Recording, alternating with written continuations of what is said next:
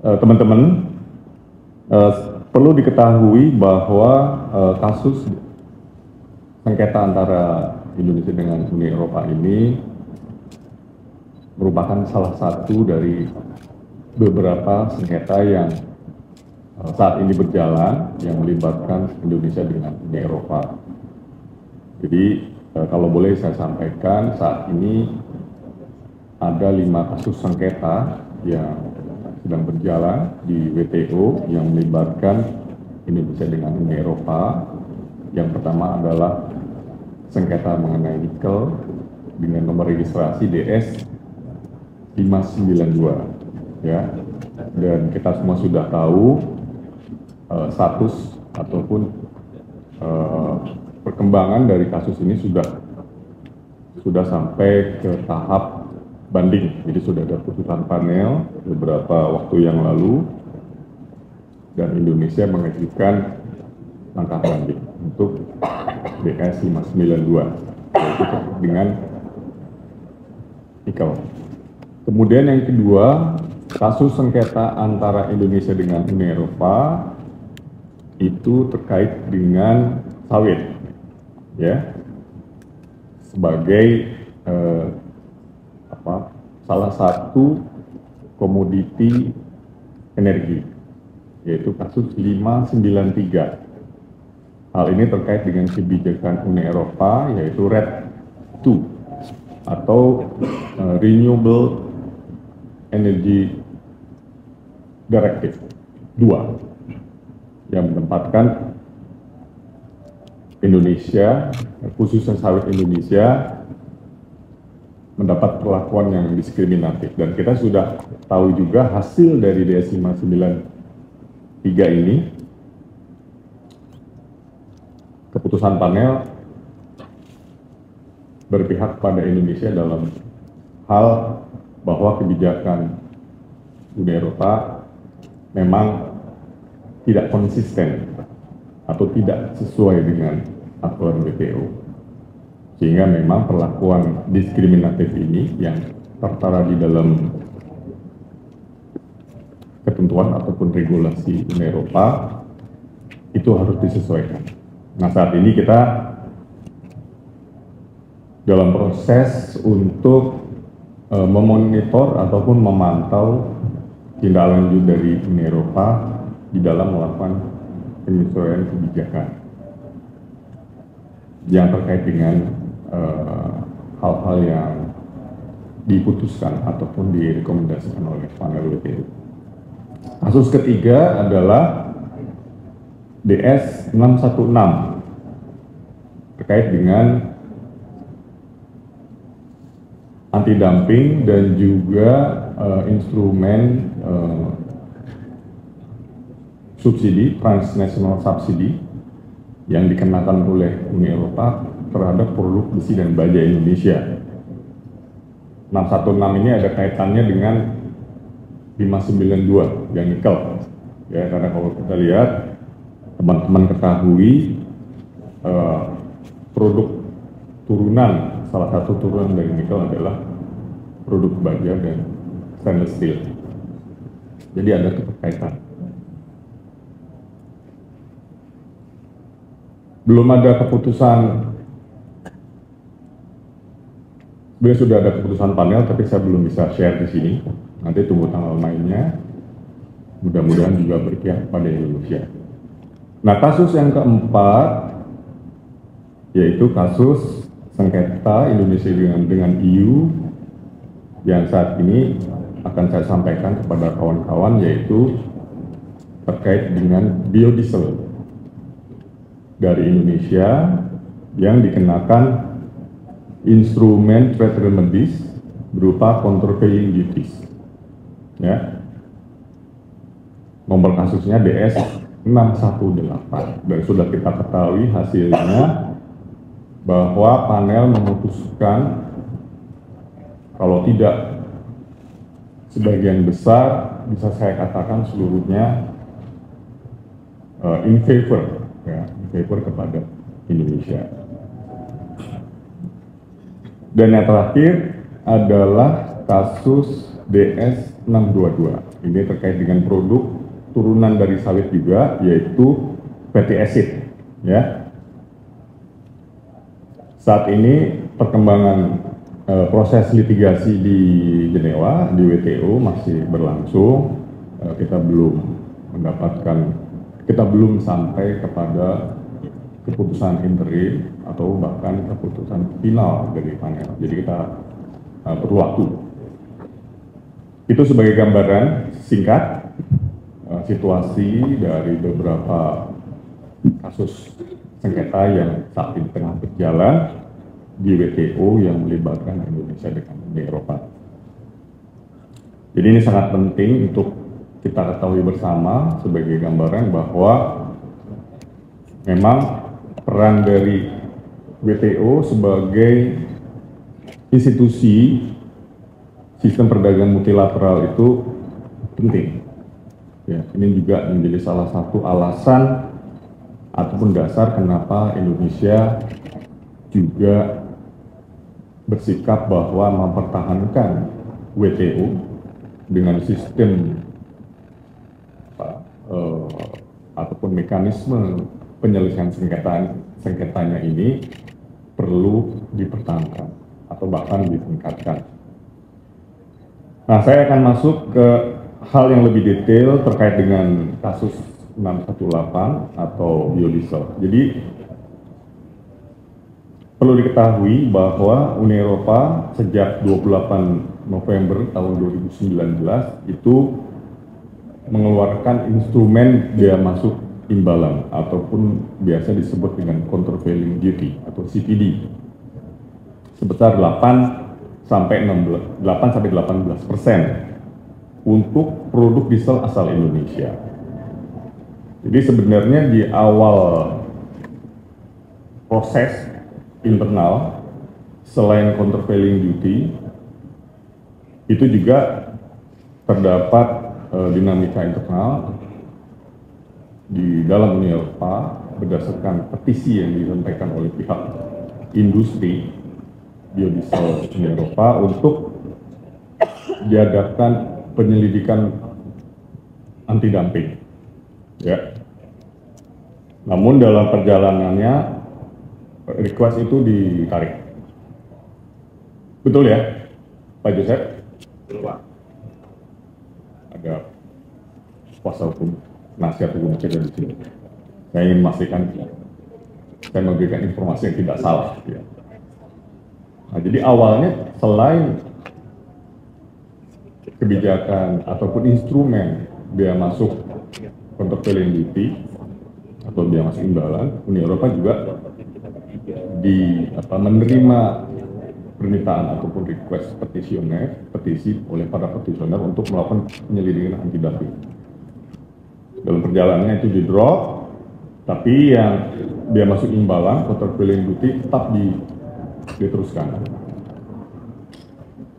Nah, dengan kondisi ini, pemerintah Indonesia mencermati tentunya dampaknya bagi ekspor biodiesel Indonesia ke Uni Eropa, sehingga pada pertengahan tahun 2023 setelah kita melakukan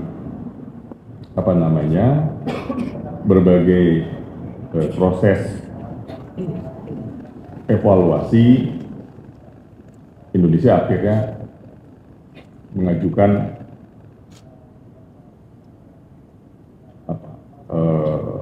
semacam kegiatan untuk mempertimbangkan dispute, ya. Karena sebelum dispute itu biasanya kita melakukan konsultasi. Kita diberi ruang, para pihak itu melakukan konsultasi dan itu kita lakukan. Itu wajib sebelum melangkah ke tahapan litigasi. Ini sudah kita lakukan di bulan Agustus dan di bulan Oktober tahapannya berlanjut ke tahap litigasi secara resmi, ya. Karena memang dari proses konsultasi tidak menghasilkan kesepakatan yang amicable kepada kedua belah pihak. khususnya bagi Indonesia sebagai komplainen. Jadi kita mengkomplain Uni Eropa. Uni Eropa berada pada posisi sebagai responden. Ya, dia harus merespon. Dan untuk mempersingkat waktu, karena ini prosesnya panjang sekali, dari 2023 sampai 2025 dengan berbagai tahapan-tahapan litigasi yang sudah dilewati, pada tanggal 22 Agustus yang lalu, WTO mensirkulasi laporan akhir dari panel. Ya, ini supaya teman-teman paham nih. Nanti kalau ada yang nanya dari 2023 ke 2025 ini isinya apa Pak? Wah itu ya seperti kita beracara. Ada first substantive submission, ada second substantive submission, nanti ada first substantive apa istilahnya? Meeting. Ya, meeting. Jadi kita mensubmit bahan-bahan dulu, nanti baru disidangkan, kira-kira gitu. Dan ini melibatkan ada juga pihak-pihak ketiga, third party, yaitu negara-negara anggota WTO lainnya atau member WTO lainnya yang juga merasa ini penting untuk diikuti.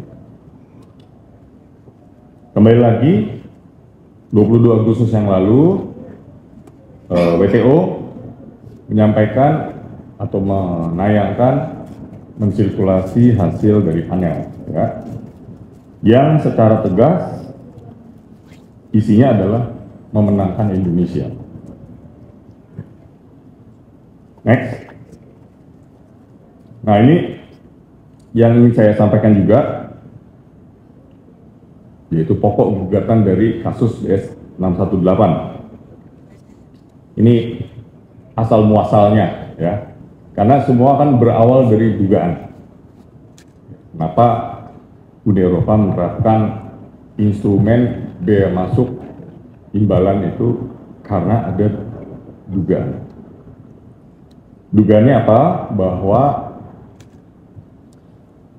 biodiesel asal Indonesia itu mendapat atau menerima satu bentuk subsidi yang dikategorikan ilegal, dan juga pada akhirnya dengan adanya dugaan subsidi itu menimbulkan kerugian untuk industri biodiesel di Uni Eropa.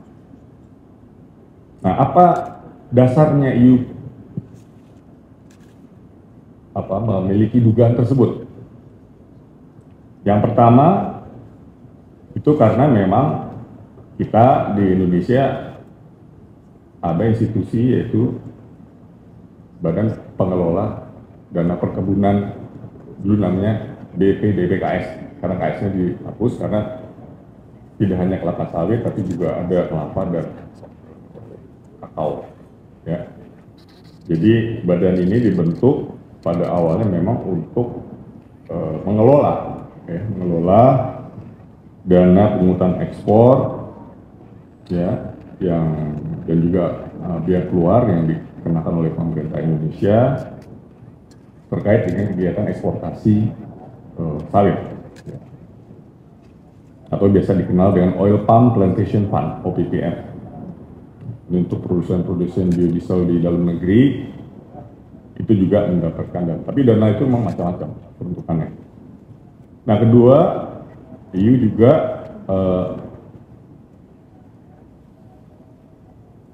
mengasumsikan bahwa dengan adanya biaya keluar dari pungutan ekspor untuk produksi pil Indonesia ini menjadi penyebab adanya harga dalam negeri untuk bahan baku biodiesel yang lebih murah dibanding di versus harga internasional.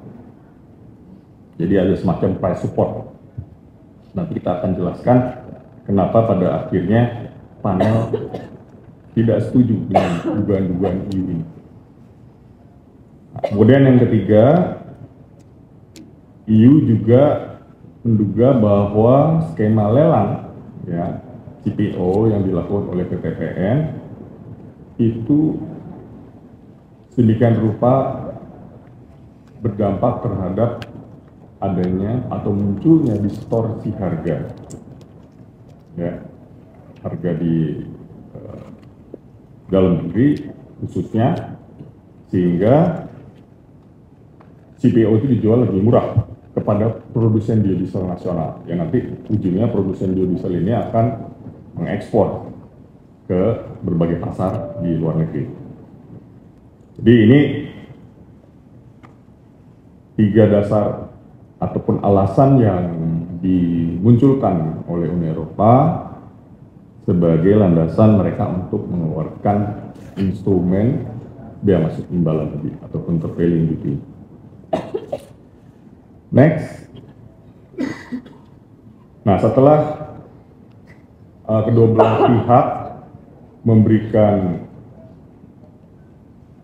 masukan ataupun bahan submisi, ya, submission kepada panel, dan kemudian dibahas secara substantif selama kurang lebih dari 2 tahun ya, kalau rangka waktunya dari Oktober 2023 sampai ke Agustus 2025, ya kurang lebih 2 tahun, kurang sedikit lah. Sampai kepada putusan panel, tentunya sebelum ada final decision dari panel, ada interim outcome, ya. Tapi kita langsung saja kepada final karena itu yang menjadi hal yang sangat penting. Jadi panel memutuskan setelah mendengarkan masukan posisi ya submisi dari kedua belah pihak, ya kita dibantu oleh penasihat hukum kita juga. Jadi tim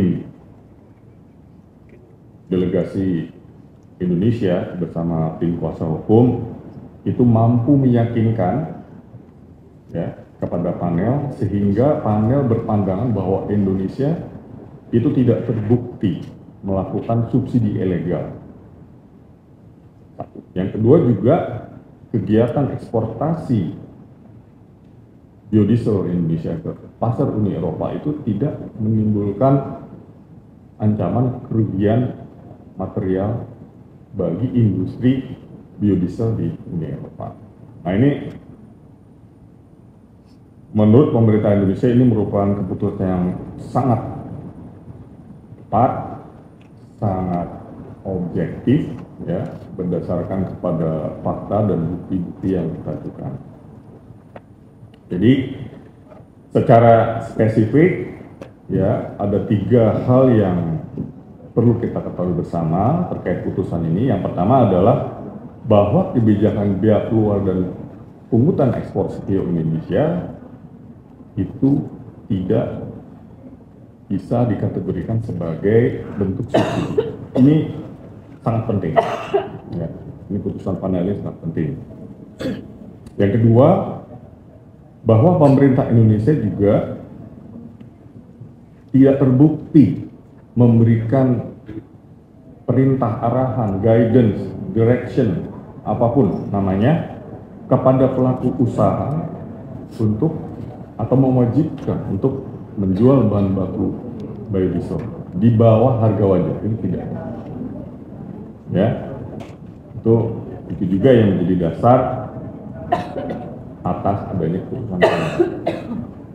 Yang ketiga,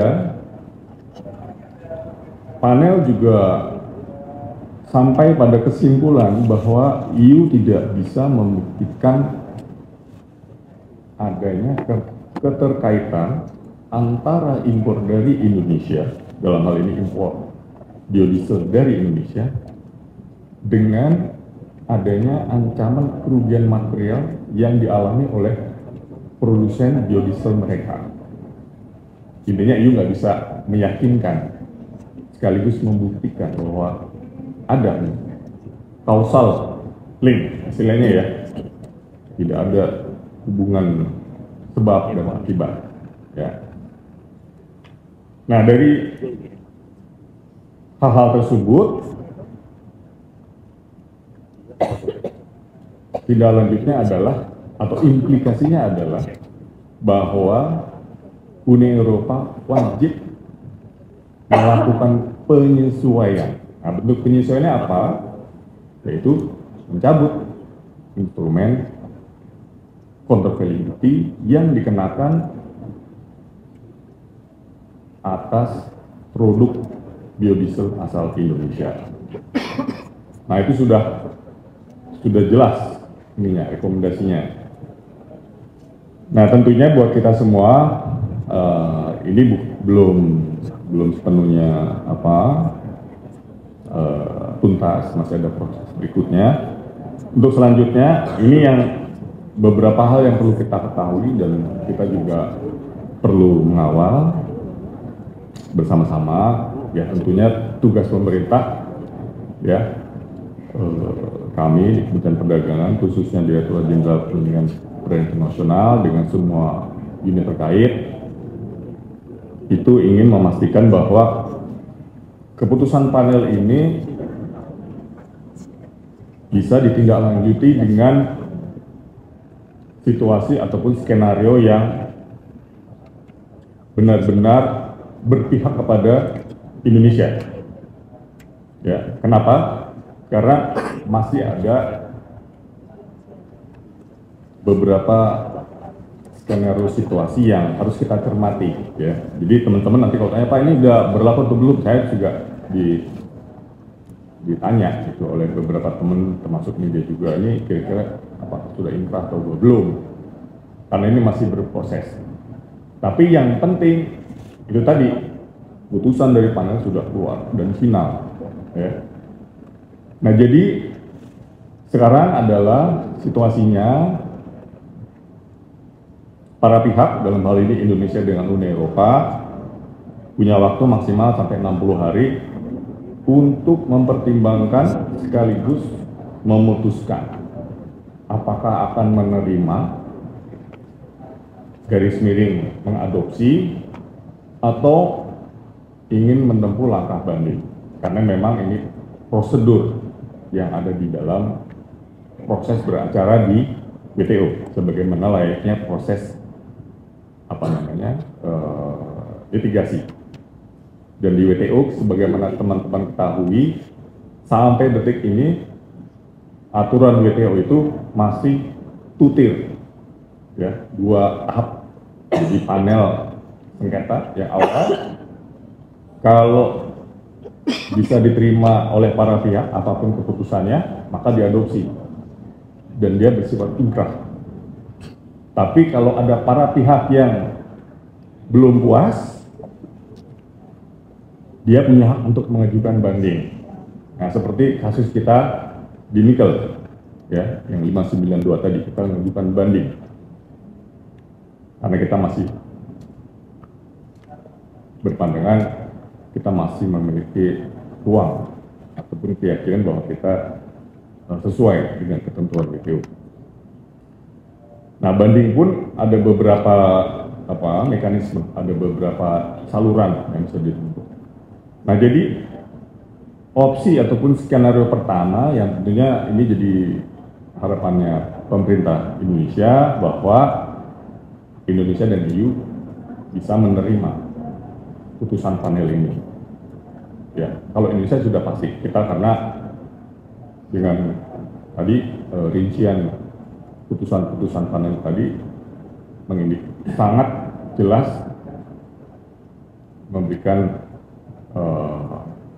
hasil yang positif, ya, buat Indonesia, sehingga tentunya kita menginginkan bahwa putusan panel ini bisa diterima dan diadopsi oleh Indonesia dan oleh EU. Tentunya yang masih kita pertanyakan adalah EU.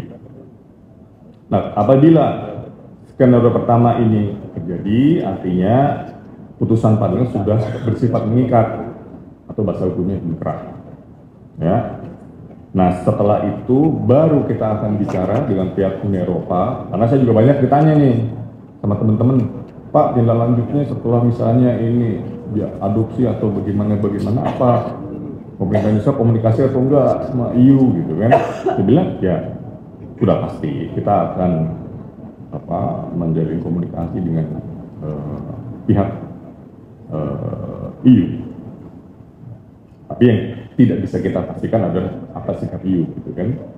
Ya kita tentu mengharapkan EU bisa menerima putusan panel ini sehingga nanti selanjutnya adalah kita bicara dengan EU bagaimana EU akan melaksanakan putusan panel ini. Baik dari segi waktu, kerangka waktu, ya itu yang paling penting. Kapan sampai batas waktunya kapan? Nah ini bisa kita bicarakan. Dan maksimal memang diberikannya itu 15 bulan.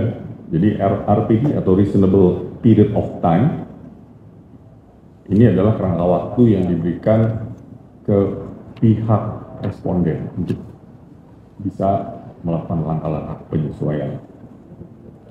Nah, kemudian opsi lainnya apa? Skenario lainnya yaitu skenario 2 dan 3. 2 dan 3 ini sama-sama banding. Ya. Sama-sama banding. Bedanya apa? Kalau yang nomor 2 ini itu EU melakukan banding ke appellate body gitu. Kalau EU menempuh langkah itu,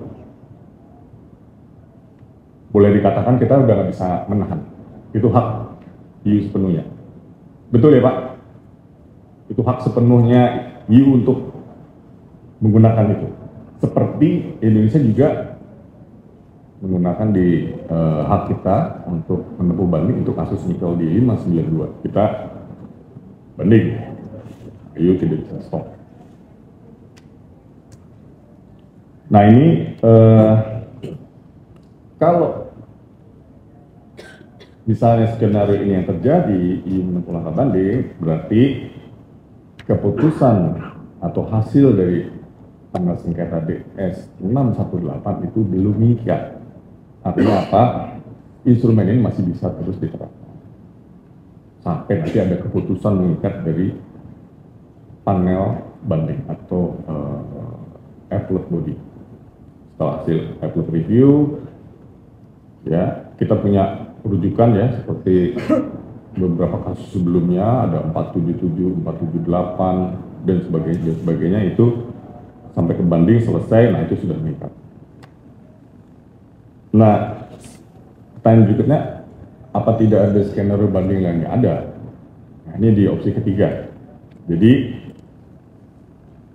para pihak, dalam hal ini Indonesia EU, itu bisa, kalau kita cenderungnya kita akan mendopsi, tapi kalau EU ingin menempuh langkah banding tidak melalui jalur mekanisme banding AB di WTO, appellate body, maka ada yang ad hoc.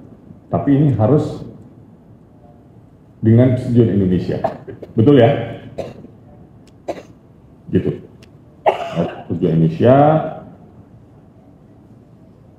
prosedur mekanisme bandingnya, aturan main bandingnya harus disepakati dulu. Jadi ini panjang. Ya bahasa kitanya ribet gitu. Jadi kita negosiasi dulu. Tata tertibnya gimana, bla bla bla. Baru nanti kita beracara di banding dalam proses banding. Nah ini kalau diusulkan oleh EU, ya kita tentu akan menyarankan untuk ya sebaiknya kita adopsi, ya karena sudah jelas sekali itu terang benderang hasil dari panel sengketa 618. Dan di dalam aturan WTO panel banding itu dia tidak akan merubah fakta data yang digunakan di panel awal. Itu yang penting. Jadi data, informasi, keterangan itu tidak boleh dirubah-rubah. Nah, jadi kita dengan keyakinan itulah nanti kita ingin mendorong agar ini bisa diputuskan saja di panel sehingga bisa dilakukan penyesuaian. Sebagaimana kasus sawit kita dengan EU di kasus DS 593 yang akhirnya kita mengadopsi ya. Teman-teman udah tahu kan diadopsi. Artinya EU harus merubah itu elemen-elemen diskriminatif yang ada di dalam aturan EU untuk disesuaikan dengan putusan panel yang sudah pasti ya sesuai dengan aturan WTO. Ya kita ingin ini terreplikasi juga di kasus 618. Next, lanjut ya. Ini merupakan jadi dengan adanya kasus ini kawan-kawan kami di Kementerian Perdagangan mewakili pemerintah Indonesia ingin menegaskan sekaligus menyampaikan bahwa selain dari sisi kasus ini sendiri memberikan satu keyakinan bahwa yang terjadi di dalam eh, apa lingkup eh, industri biodiesel dan sawit secara umum itu berbeda dengan dugaan-dugaan yang ada di luar sana, ya, bahwa sawit kita mendapatkan subsidi, bantuan ini itu tidak terjadi, tidak terbukti. Ada praktek-praktek ilegal, tidak terbukti, ya. Bahkan kita juga sudah sangat gencar menyampaikan bahwa industri sawit di Indonesia itu sudah berkelanjutan, sustainable. Dan itu kita perjuangkan juga di dalam perundingan Indonesia EU-SEPA dan sudah diakui juga oleh EU. Ini sebagai informasi. Saya juga sudah pernah menyampaikan hal ini kepada kawan-kawan pada saat apa eh, press briefing apa perkembangan mengenai perundingan Indonesia EU-SEPA yang mudah-mudahan nanti dalam beberapa waktu ke depan sesuai dengan kesepakatan Bapak Presiden dengan Presiden Ursula bulan Juli lalu di Brussel itu bisa kita tuntaskan secara penuh dari aspek substansinya. Nah, kembali lagi ke ini arena yang lain dalam sengketa kita di WTO mengindikasikan bahwa sekaligus menegaskan ya sebenarnya menegaskan sikap dan posisi pemerintah Indonesia yang sangat menempatkan WTO itu sebagai institusi garda terdepan memastikan bahwa perdagangan internasional itu harus rule based, harus berdasarkan aturan. Berdasarkan kenapa? Berdasarkan aturan saja masih banyak yang tidak sesuai. Apalagi kita tidak punya aturan multilateral yang sama. Bisa dibayangkan kan? Dunia tanpa WTO. Masing-masing akan bertindak ya suka-suka aja. Situasi sekarang ini juga salah satunya juga muncul ataupun sebagai dampak adanya kecenderungan tadi unilateralism in compliance with WTO. Jadi atau kepentingan eh, domestik yang macam-macam kemudian bisa kemudian apa di diresonansi di level multilateral tapi sebenarnya tidak konsisten. Nah, ini Indonesia sebagai negara pendiri WTO di tahun 95 ingin memastikan bahwa terlepas dari fungsi dan peran WTO itu juga belum sempurna, itu hal lain. Tapi kita ingin memastikan bahwa WTO itu sedikit banyak atau ya kami berpandangan WTO walaupun juga punya catatan-catatan itu masih punya kontribusi dan peran yang positif untuk bisa memastikan bahwa perdagangan multilateral, perdagangan internasional itu sesuai dengan aturan. Kalau tidak, kalau kita merasa ada yang tidak sesuai dengan aturan, kita bisa menggunakan mekanisme yang ada di WTO. Ketimbang kalau tidak ada WTO. Malah semua sengketa sendiri-sendiri. Nah, bisa dibayangkan itu gimana kompleksnya itu. Dampaknya juga buat kepentingan nasional, baik apa produsen, eksportir, pelaku usaha akan sangat banyak ketidakpastian, ya.